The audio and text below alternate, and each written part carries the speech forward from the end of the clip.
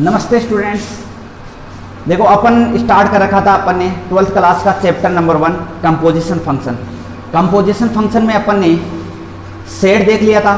Set के बाद में अपन ने रिलेशन देखा था और रिलेशन के टाइप्स देखे थे कि रिलेशन कितने प्रकार के होते हैं।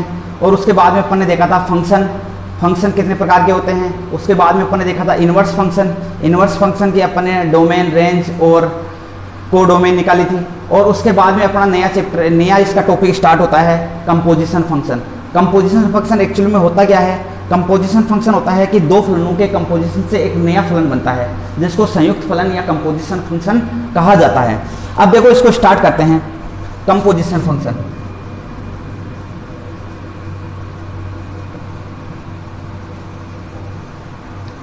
संयुक्त फलन।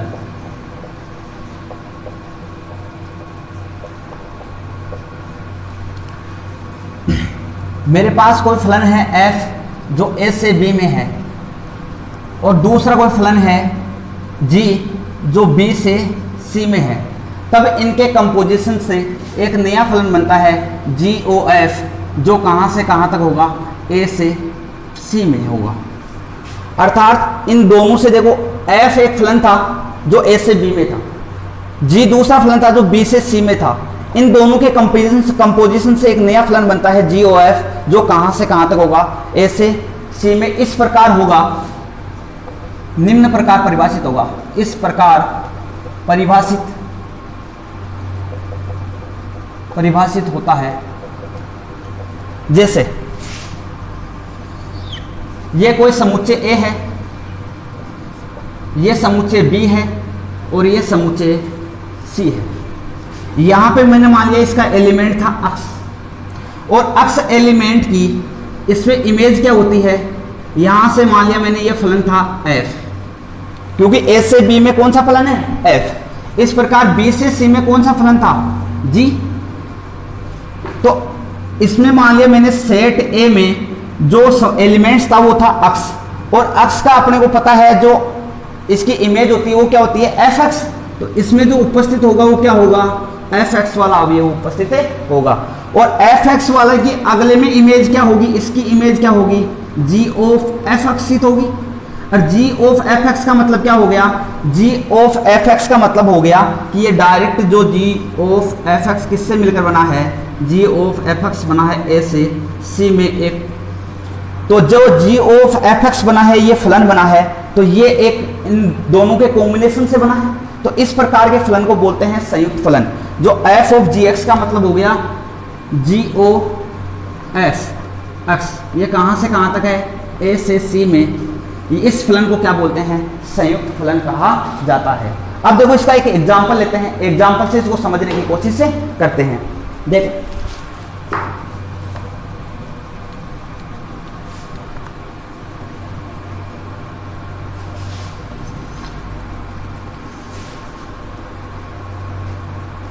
देखो इसका एग्जांपल। मान लिया कोई फंक्शन है जो a से b में है और g कोई फंक्शन है जो b से c में है। तब अपने को GOF fx का मान निकालना है। देखो ये कोई सेट है a, ये कोई सेट है b और ये कोई सेट है c। यहाँ से a से b में कोई फलन है f और b से c में कोई फलन है g। अब इसमें उपस्थित जो अवयव अपन फलन लेते हैं, मैंने मान लिया fx बराबर कोई फलन था 2x और gx बराबर कोई फलन है जिसको मैंने मान लिया 3x है। कुछ भी मान सकते हो, 3x + 2 मान लिया मैंने।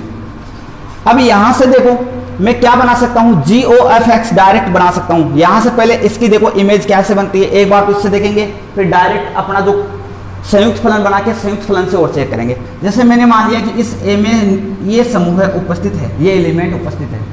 इस एलिमेंट से इसमें क्या बनेगा बताओ? fx में क्या आएगा? x बराबर 1 रखा, x बराबर 1 रखा तो इमेज क्या आई इसकी? 1 रखा, क्या आया? 2 × 1 कितना आया? 2। अर्थात 1 की इमेज क्या आई? 2। ऐसे ही 2 रखूंगा यहाँ पे तो 2 की इमेज क्या आएगी? 4। ऐसे 3 रखूंगा यहाँ पे तो 3 की इमेज क्या आएगी? 6। यहाँ पे 4 रखूंगा, 4 की इमेज क्या आएगी? 8। तो इस प्रकार f फलन परिभाषित था।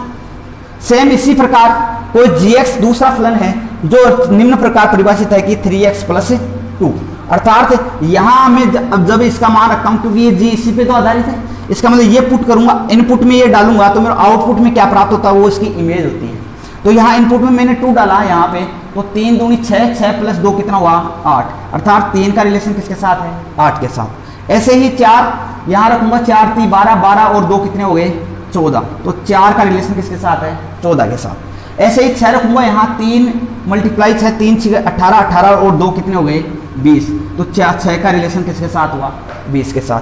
ठीक इसी प्रकार 8 यहाँ रखूंगा, 8 3 24, 24 और 2 कितने हो गए 26, तो इसका रिलेशन किसके साथ आ गया 26 के साथ। अब ये बताओ ये जो फलन आएगा, ये जो ये आ रहा है, ये g(f(x) से तो आ रहे हैं, इसको अपन ने देखा था बार g(f(x), इसका मतलब इसको डायरेक्ट निकाल सकता हूं कैसे, g(f(x) यहां से क्या आ जाएगा, g का मतलब g के अंदर fx का मान रखेंगे, fx का मान कितना है 2x और gx का मान कितना है, अर्थात x की जगह g, x की जगह में कितना रखूंगा fx, तो यहां से देखो g(f(x), g के मान में क्या रखना है, g के x की मान के वैल्यू पे क्या रखना है अपने को fx रखना है, तो रखो 3, इस x की जगह कितना आया 2x + 2, तो g(of) जो संयुक्त फलन आ रहा है वो क्या आ रहा है g(f(x), क्या आया ये 3 को इससे गुणा किया क्या आया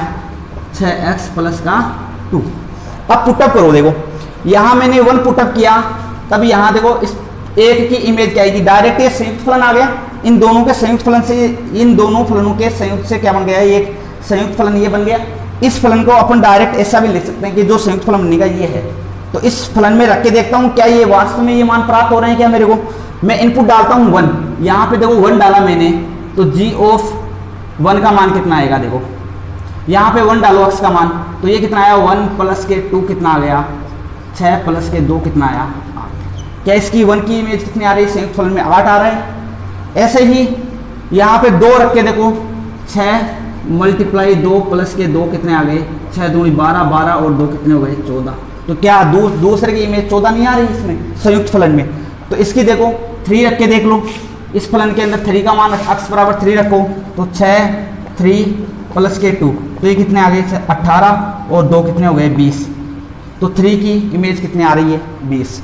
ऐसे ही 4 रख के देख लो, x बराबर मैंने क्या रखा यहाँ पे रखो 4 6 × 4 + 2, तो ये कितना आ गया 24 + 2 कितने हो गए 26, तो 4 की इमेज कितनी आ रही है 26। तो इस प्रकार एक संयुक्त फलन होता है, संयुक्त फलन की डायरेक्ट अपने इमेज ऐसे भी निकाल ली और डायरेक्ट इसका फलन में मान रख के फलन से भी इसकी वैल्यू निकाल सकते हैं। तो इस प्रकार दो फलनों के कॉम्बिनेशन से एक नया फलन बनता है जिसे संयुक्त फलन कहा जाता है या कॉम्बिनेशन फलन कहा जाता है। अब इसके बाद में देखते हैं कॉम्बिनेशन फलन के जो फंक्शन होता है इसकी प्रॉपर्टीज देखते हैं।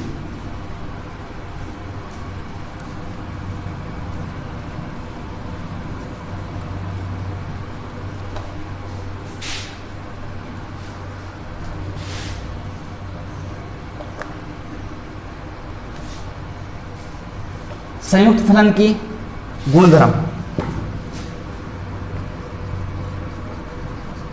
प्रॉपर्टी ऑफ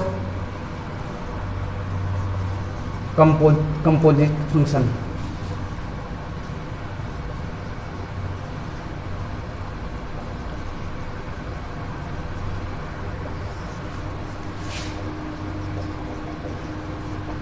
संयुक्त फलन के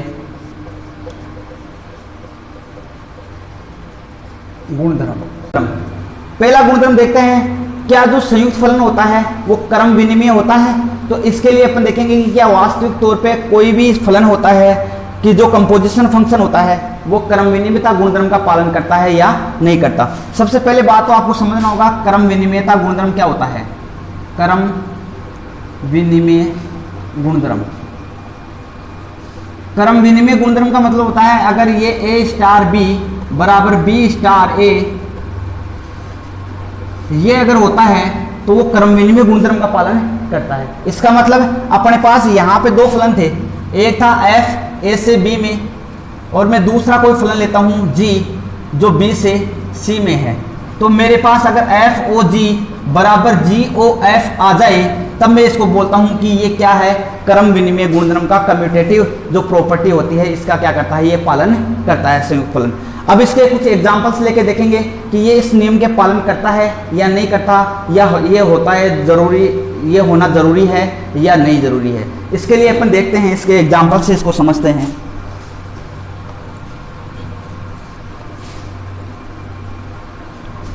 पहला आता है क्रम विनिमय गुणधर्म।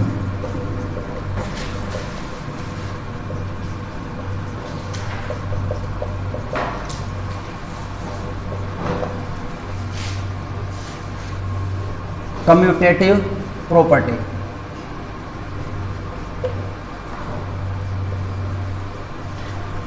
देखो ये क्या होता है, अगर मेरे पास एफ ओ जी एक्स बराबर आ जाए जी ओ एफ एक्स, ये बराबर आ जाए तो मैं क्या बोल सकता हूं कि ये जो कम्यूटेटिव प्रॉपर्टी इसको फॉलो करता है।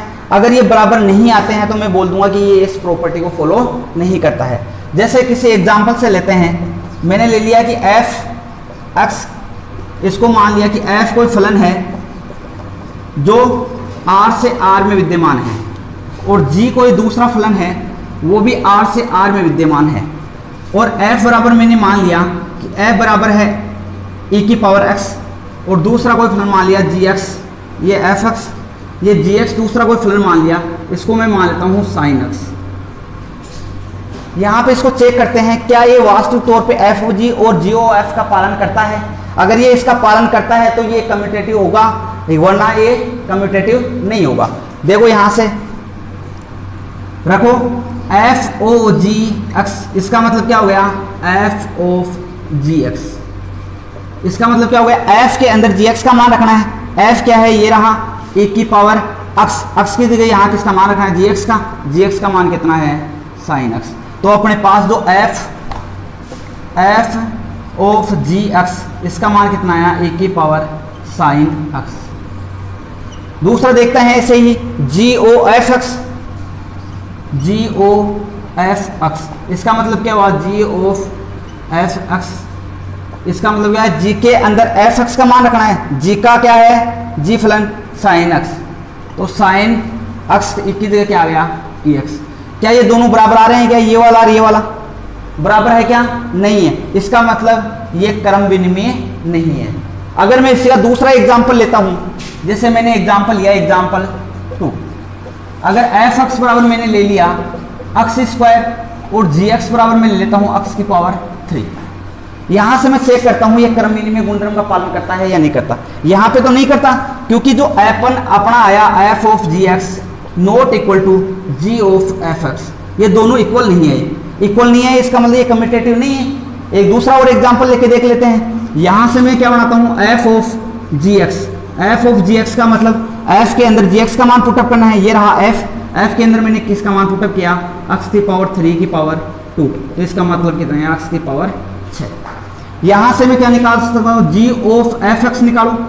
जी ऑफ एफ एक्स का मतलब जी के अंदर किसका मान पुटअप करना है, एफ एक्स का, तो ये रहा जी। जी के अंदर मैंने किसका मान पुटअप किया, तो एक्स स्क्वायर की पावर कितनी आई, 3, इसका भी मान कितना आया, 6। इसका मतलब कुछ एक एग्जाम्पल में ये इसके बराबर आ रहा है, कुछ में एग्जाम्पल नहीं आ रहा।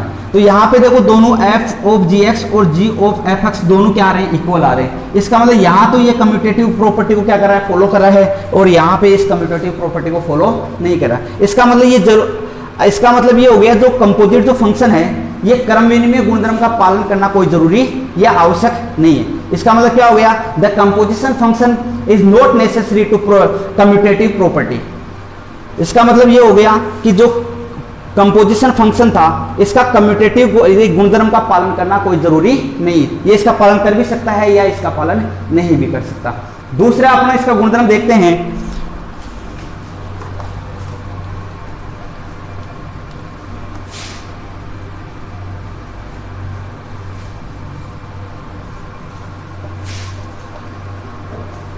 साहचर्यता का गुणधर्म।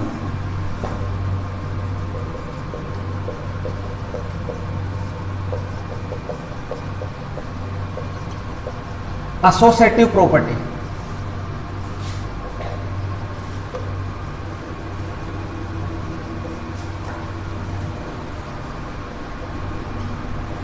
अब ये क्या होती है, इसका मतलब ये होता है कि एफ, अगर मान लिया मेरे पास तीन कोई सेट है, अगर ए star B star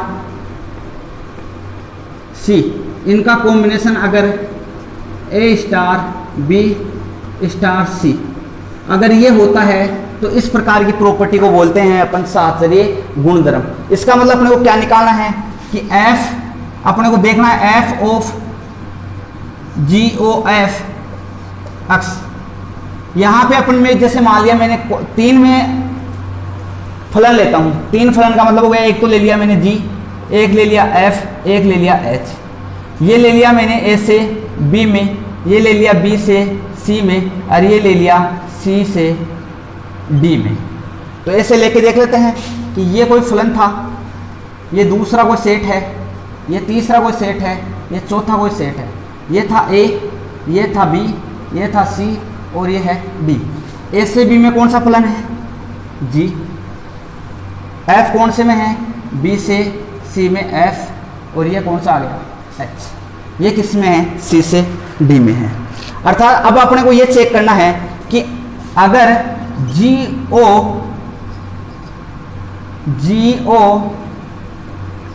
H F equal है जी ओ एफ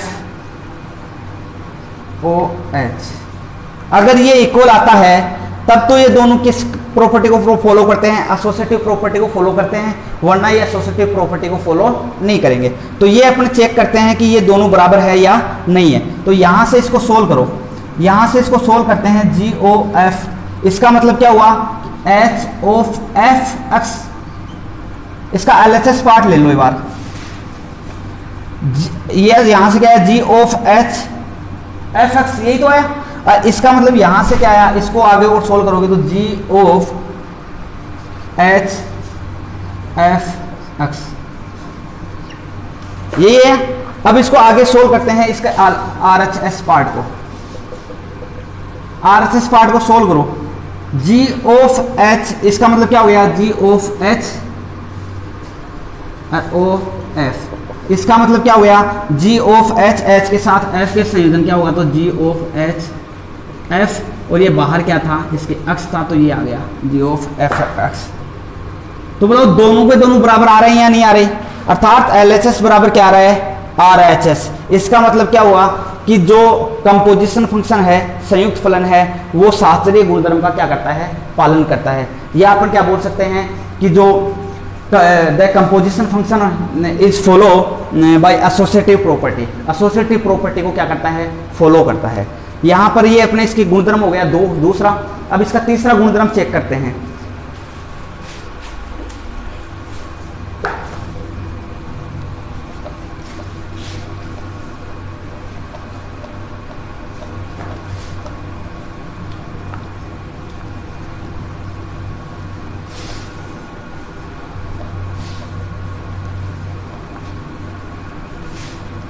इसका तीसरा गुणधर्म है कि दो एकैकी आच्छादक फलन है अपने पास, दो एकैकी आच्छादक फलन है और उनके कंपोजिशन, जिसको तीसरा जो फलन बन रहा है, क्या वास्तव में वो भी एकैकी आच्छादक है। एकैकी आच्छादक फलन के बारे में मैंने आपको कल बताया भी था कि एकैकी आच्छादक फलन क्या होते हैं, दोबारा देख लेना। एकैकी आच्छादक फलन होते क्या है, जिसे अपन बाइजेक्टिव फंक्शन बोलते हैं, बाइजेक्टिव फंक्शन। मैंने क्या कहा था, एकैकी कौन सा होता है कि ए के प्रत्येक, ए से बी में कोई फलन है, ये एकैकी फलन कब कहलाता है कि जब ए के प्रत्येक अवयव का बी में अलग अलग प्रतिबिंब विद्यमान हो, तब अपन क्या बोलते हैं इसको कि ये एकैकी फलन है। दूसरा इसका आच्छादक कब बोलते हैं कि बी का प्रत्येक अवयव का, बी के प्रत्येक अवयव का पूरा प्रतिबिंब अलग अलग विद्यमान हो, तब उसको बोलते हैं आच्छादक फलन। अगर ये दोनों प्रॉपर्टी एक साथ फॉलो करती है तो इस प्रकार को फलन को बोलते हैं एकैकी आच्छादक फलन, जिसे बोलते हैं बाइजेक्टिव फंक्शन बोलते हैं। अभी अपन चेक करते हैं कि दो फंक्शन है अपने पास, ये मैंने मान लिया ए है, ये है बी और ये है सी। यहाँ पे ये कोई सेट ए, ये बी सेट और ये सी सेट। ए से बी में कोई फलन है एफ और बी से सी में कोई फलन है जी। यहां से अब अपने को ये दे रखा है कि जो ए से बी में जो फलन है एफ ये एकैकी आच्छादक है, और बी से सी में जो फलन है जी ये भी एकैकी आच्छादक है। तो इनसे जो संयुक्त रूप से जो फलन बनेगा जी ओ एफ वो भी क्या एकैकी आच्छादक होगा क्या, ये चीज बतानी है। तो यहां से मैं मान लेता हूं कि अपने पास जैसे ए बी सी डी इसमें 4 एलिमेंट है, इन 4 एलिमेंटों की कोई ना कोई इमेज होगी, अर्थात ये क्या है एकैकी आच्छादक है। एकैकी आच्छादक है इसका मतलब इसके प्रत्येक अवयव की जो प्रतिबिंब होगा वो क्या होगा अलग अलग होगा। इसका मतलब क्या होगा कि इसके प्रत्येक अवयव का एलिमेंट क्या जो प्रतिबिंब होगा वो अलग अलग होगा। तो मैं इसके मान लेता हूं कि 1 2 3 4 कि ए की इमेज 1 है, बी की इमेज 2 है, और सी की इमेज 3 है, और डी की इमेज 4 है। तो ये एकैकी तो हो गया। अब क्या अगर मैं यहाँ पे 5 लिख दूं तो क्या आच्छादक होगा क्या, एकैकी तो हो गया क्योंकि ए के प्रत्येक अवयव का बी में अलग अलग प्रतिबिंब विद्यमान है। लेकिन एक्चुअल में आच्छादक हुआ या नहीं हुआ, आच्छादक चेक करने के लिए क्या करेंगे अपन देखते हैं कि बी के प्रत्येक अवयव का एक में जो पूर्व प्रतिबिंब होता है इनका कि ये पूरे प्रतिबिंब सबका अलग अलग है क्या, यहाँ पे 5 बच गया, 5 का पूर्व प्रतिबिंब नहीं है, इसका मतलब ये आच्छादक नहीं है। लेकिन अपने को दिया हुआ है कि जो फंक्शन है पहले अपने को ऐसे फलन ही लेने हैं ताकि ये दोनों फलन क्या हो एकैकी आच्छादक हो। तो इसका मतलब अपने को ऐसे फलन लेने हैं ताकि ये एकैकी आच्छादक हो। अब देखो बी के प्रत्येक अवयव का पूर्व प्रतिबिंब में अलग अलग पूर्व प्रतिबिंब है या नहीं इनका, कि यहाँ से 4 की जो पूर्व प्रतिबिंब है ये अलग है, 3 का पूर्व प्रतिबिंब अलग है, 2 का पूर्व प्रतिबिंब अलग है, और 1 का पूर्व प्रतिबिंब अलग है। ठीक इसी प्रकार यहाँ से ये जी फंक्शन है ये भी एकैकी आच्छादक फलन है, ये एकैकी आच्छादक फलन है। इसका मतलब क्या हुआ कि ये जो यहाँ से बी से सी के अंदर जी एकैकी आच्छादक है तो बी के प्रत्येक अवयव की जो इमेज होगी वो अलग अलग होगी। इसका मतलब यहाँ से मैं मान लेता हूँ कि ए की इमेज है वो कुछ और होगी, 2 की इमेज अलग होगी, 3 की इमेज अलग होगी, 4 की इमेज अलग होगी। तो मैं मान लेता हूँ कुछ भी मान लो यहाँ पे, जैसे कैपिटल ए मान लिया, बी मान लिया, सी मान लिया, डी मान लिया। तो इसका मतलब जो ए की इमेज होगी वो जी फलन के अंदर वो अलग है, बी की अलग है, ये 3 की अलग है, और ये 4 की अलग है। इस प्रकार जी फलन के अंदर भी प्रत्येक अवयव की जो इमेज है वो क्या है अलग अलग है। और दूसरा ये तो एक ही हो गया, और आच्छादक के अंदर क्या देखेंगे कि इस सी के जो अवयव है इसकी जो पूर्व प्रतिबिंब है, पूर्व प्रतिबिंब में इसके जो पूर्व प्रतिबिंब है ये सभी अलग अलग होने चाहिए। तो ए का पूर्व प्रतिबिंब है ये अलग है, बी का पूर्व प्रतिबिंब है ये अलग है, और सी का पूर्व प्रतिबिंब है ये अलग है, और डी का पूर्व प्रतिबिंब है ये अलग है। अब देखो इनके जो कंपोजिशन से जो फलन बना है इस फलन को अपन क्या बोलते हैं जी ओ एफ एक्स, यही तो हुआ। अब जी ओ एफ एक्स जो फलन बना है क्या ये भी हुआ एक्चुअल में एकैकी आच्छादक है। तो इसके लिए देखो अपन ने क्या देखा कि ए का अगर पुटअप करते हैं, अगर मैं इसमें ए पुटअप करता हूँ जी ओ एफ ए, बताओ एफ ए की इमेज क्या थी 1, तो यहाँ से क्या आ गया जी ऑफ 1, और जी ऑफ 1 पुटअप किया तो अपने पास क्या प्राप्त हुआ ए। इसका मतलब जी ऑफ जो कंपोजिशन फंक्शन था इसके अंदर अपन मैंने पुटअप किया ए तो इसकी इमेज क्या प्राप्त हुई ए।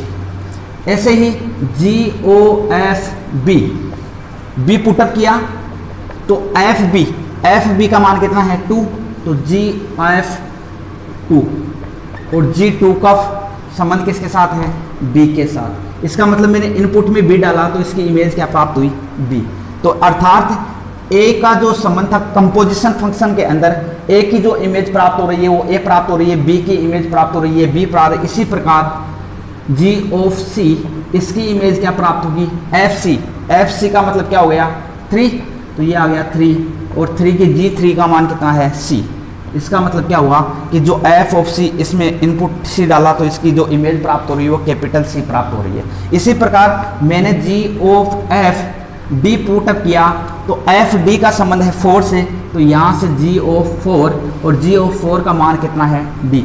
इसका मतलब क्या हुआ कि जो अपन ने इनपुट में डाला, प्रत्येक जो इनपुट में डाल रहे हैं प्रत्येक अवयव अलग अलग है एलिमेंट्स, और प्रत्येक जो एलिमेंट्स की जो संयुक्त फलन था इस फलन में जो इमेज प्राप्त हो रही है वो भी क्या हो रही है अलग अलग प्राप्त हो रही है। इसका मतलब यहाँ से मैंने ए के वो अवयव डाले जिसमें मेरे को सी में सभी की सभी इमेज क्या प्राप्त हो रही है अलग अलग प्राप्त हो रही है। इसका मतलब जो संयुक्त फलन था वो एक ही हुआ। अब आच्छादक देखते हैं क्या संयुक्त फलन आच्छादक भी है क्या।